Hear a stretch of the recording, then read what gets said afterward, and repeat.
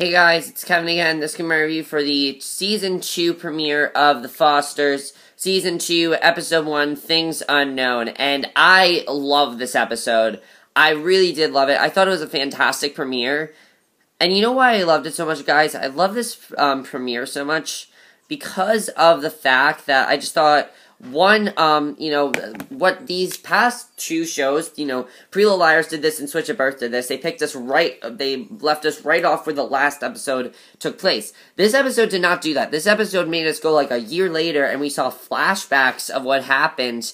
And I thought that was really cool, actually, the way they did that, because it just made us very more interested in the story, and I just thought that was really a cool effect, the way they did that. So, overall, I love this episode. I thought it was a fantastic episode. I really loved all the plots in this episode as well. I thought it was a very strong episode, and I'm really looking forward to seeing where the show's going, because there was a lot of really interesting stuff in this episode that I'm really looking forward to. And I will say, I definitely enjoyed this premiere more than Switch to Birth. I really enjoyed Switch to Birth mid-season premiere, but I thought this was a lot better, because, one, The Fosters is a better show. Two, it's gonna get very, very interesting because of that big cliffhanger at the end, which I'm really looking forward to. Alright, so let's just get to it. So, I think the first thing we'll talk about is Callie. Of course, we have to talk about Callie. I'll talk about Brandon later, but let's first get to Callie. Now, Callie, of course, she is trying to find her father, she's trying to find Mr. Jacobs, and basically, she testifies to, they're in court, they have to try to fix this case, they have to try to find her father, or they have to try to get rights to her, and they are testifying against, we see, a flashback where, as I said, there are a lot of flashbacks throughout this episode. We see a flashback where Callie went to, Mr. Jacobs, who he testifies that he has taken care of Callie since she was 6 months old. And even in consideration to the testimony, the judges move to deny Callie's adoption into the Foster family, pending approval for Callie's biological father, Robert Quinn, which I can kind of understand why they did that, because they did that probably just because of the fact that, she has this other father her father's not legally her father. If her father wants her back, then they kind of have no choice but to take him back. So we'll have to see, that was definitely very interesting. It was sad what was going on there, definitely. It was very sad. In the meantime, by the way, Jude is getting his birth certificate, so Jude's good. But as far as Jude goes, you just gotta love Jude's character, because he feels really bad for what's going on. Now, the episode got really, really interesting, when we got to, they're sitting around, we see Callie and Brandon. And Callie tells Brandon that she doesn't want to look for her biological father. She says that 18 will come soon enough, and at that age, she won't need anyone's permission. She's saying, you know what, I'm just gonna wait till I'm 18. It's not that far. I'm perfectly fine with just waiting until I'm 18. If I stay here, I'll be fine. But then we get the big twist of the episode, and I love the twist of the episode. I thought the twist of the episode was awesome. They're all gathering around eating dinner, and Brandon's like, Mom, and Jesus is like, Mom, there's a social worker here. Steph goes to the door, and the social worker tells them she has very bad news. She says that the Foster's license to foster has expired, and that means that they're removing Callie from the house. They have no choice but to do that, and the thing is, all the other children they've adopted, but Callie's the only foster child, so they want to remove Callie there from the night. And unfortunately, Jude wants to go with her as well. Callie's saying, Jude, you're legally adopted. You don't have to worry about it anymore. But Jude is like, I have to be with you. I care so much about you. And it really just shows that it's really sad, because Jude and Callie are going to be separated for a while. So, basically, what ends up happening is Steph is able to catch up with the judge the next day, who granted her an extension that allowed, and basically, what ends up happening after that is Callie's placed in this other foster home with this woman who is not a good person at all. She constantly thinks Callie's just gonna get up and run away. She's like, hey, if you need anything, this over here, this over here, this over here, and I'll be over there, so bye. Like, she's a horrible foster mother. Callie does not feel safe there at all. You can clearly see that. And luckily, Steph does get custody to bring her back.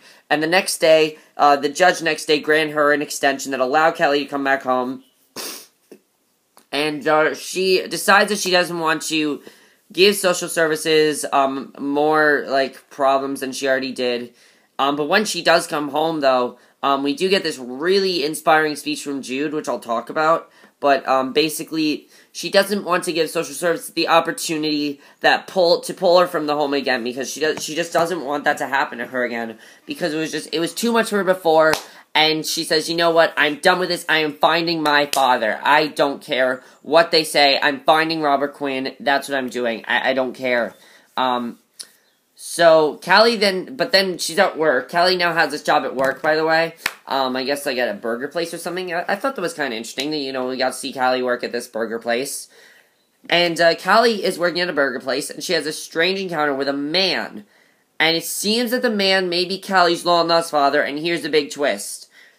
The man leaves Callie, and the man goes into his car, leaves her like a big tip, heads to his car, and we see Bailey Madison, a younger-looking Callie, who is actually who we're going to find out next week is Callie's half-sister, which is huge. And, I mean, Bailey Madison actually looks a lot like Maya Mitchell, so that was very good casting there. Very great twist. Oh my god, I'm really looking forward to seeing where this is going to go. Really, really awesome twist there. That was really awesome. I really loved Callie's plot in this episode. Also, she's still dating Wyatt. That's the only other thing. She's still dating Wyatt. But I love Callie's plot in this episode. That was very, very strong. Also, Maya Mitchell has gotten hotter this season. I really don't care. Maya Mitchell has gotten hotter. She is hot as fuck in this show. Just hot. She really is hot. She great plot. I really enjoyed Callie's plot overall. Really interested in seeing where that's gonna go. And I really loved Callie's plot. Let's go to Brandon. Brandon had the most emotional part of the episode by far. Brandon is having this nightmare. We see Brandon on the ground, in the blood. We're thinking that's gonna start directly where the last one left off, because he's on the blood and he's, he relives his attack, bloody and unconscious, and it turns out, though, that he pulls himself into the car, and the sound of the horn wakes him up in his sleep, and it turns out it's just a dream. He's actually just reimagining it, because he was so haunted by the attack that he's just reimagining it so much, and he's really, haunted by it, which, honestly, is really, really sad, and I feel really bad for him, because it's just really sad for him that he has to reimagine this attack. It's really sad. So then what happens is Danny and Brandon then have an awkward exchange of words. Danny and Brandon just slept together. But you know what? That is totally not Brandon's fault. Danny took that into her advantage. She saw, a kid that is, all, sleepy and everything. He's drugged up and everything, and she was the one that decided to have sex with him. So he really does not want to talk to her. He doesn't want anything to do with her right now. And Danny mentions that she is moving in with Mike, and he does not know what to do about this. He's feeling very guilty about what happened. And Brandon reminds Danny she says, you can't move in with him. You are unfaithful to him. And, Danny says to him that she wants Brandon not to reveal their secrets to his dad as he may return to his old ways, We know that his dad, she knows that his dad's a very bad drinker. She knows that his dad has a lot of problems. She doesn't want his dad to turn back into his old condition. So, she says, don't worry about it.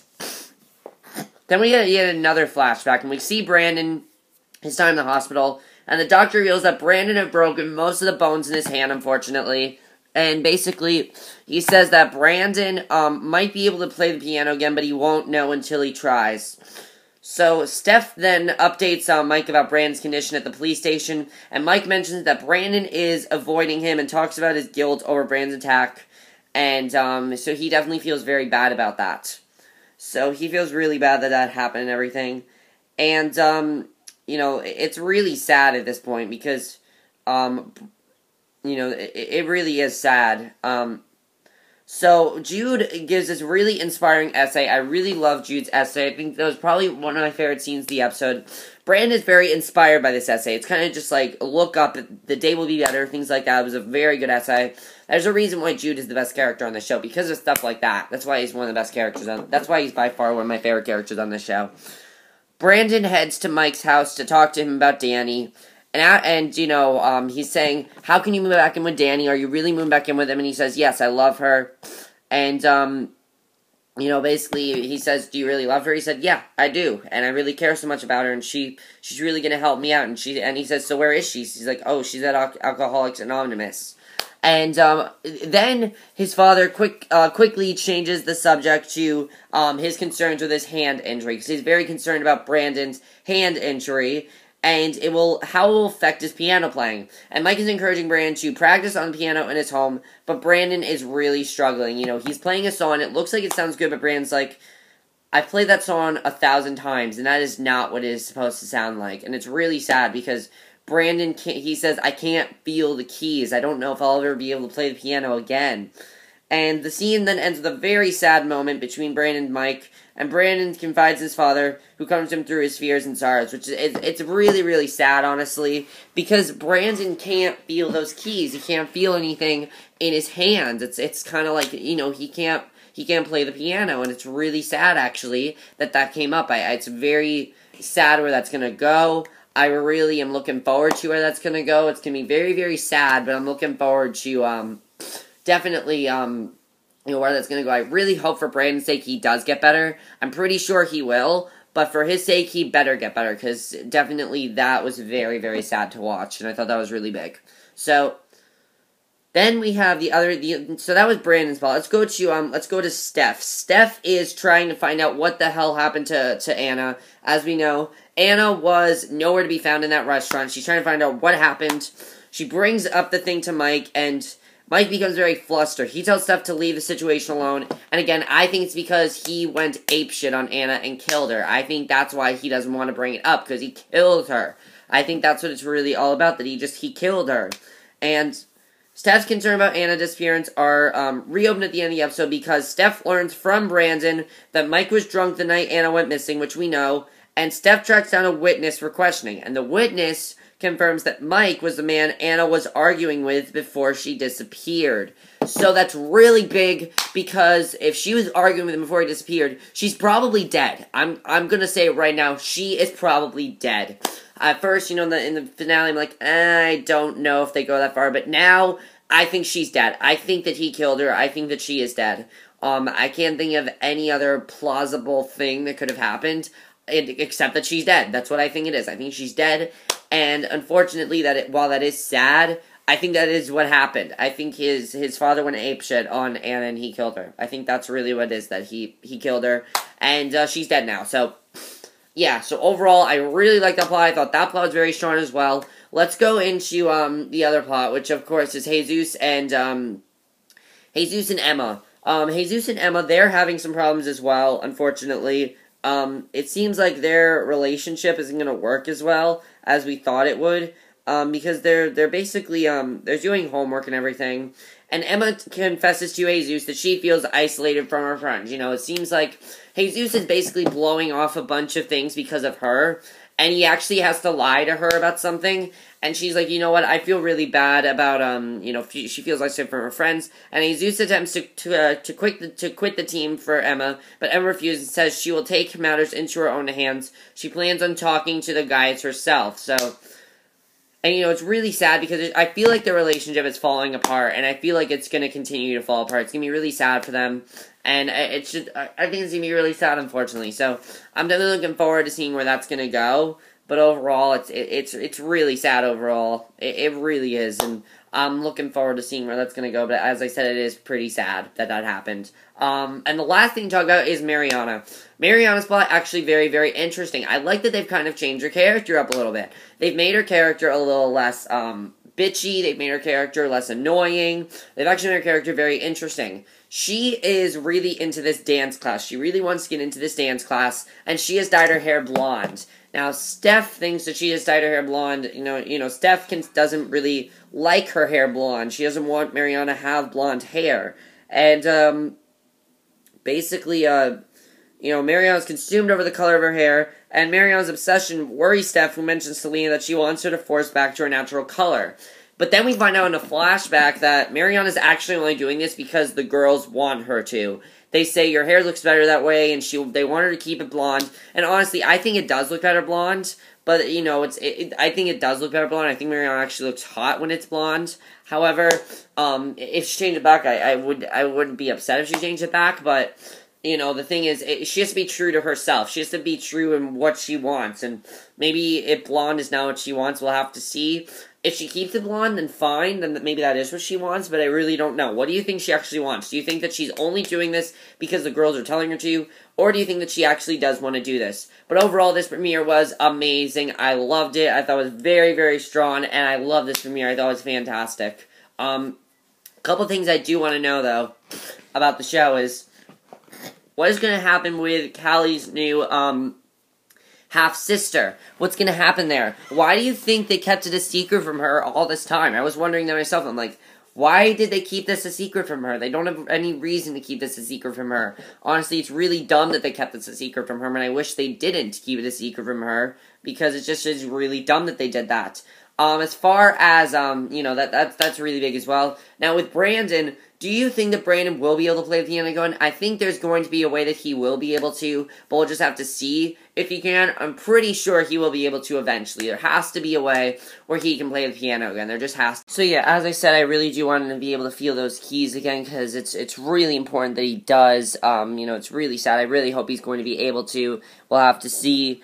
Because, piano playing is passion and everything, so I really hope he's going to be able to. Now, as far as Steph and Mike go, we'll have to see what happens with that. I mean, I think Mike really did kill Anna. Do you think he was really that crazy enough to do that? I think he was crazy enough to do that. Well, I guess we'll just have to see what's going to happen there. Mariana. Do you think she really wants to keep her hair that way? Honestly, I really don't care so much about that. I like the storyline overall of being true to yourself, but I really don't know. And do you think Jesus and Emma's relationship is falling apart? I think it really is starting to fall apart. That's how I feel personally, that the relationship is starting to fall apart. But overall, I love this episode. Oh my god, such a strong premiere. I love the whole thing of them doing, all the flashbacks. I thought that was really cool. The way they showed all the different flashbacks, of what happened before. But that's my review. I hope you enjoyed, and I'll see you guys in my next video, which will be my review for 24, Live Another Day. So I'll see you guys for that. Okay, bye.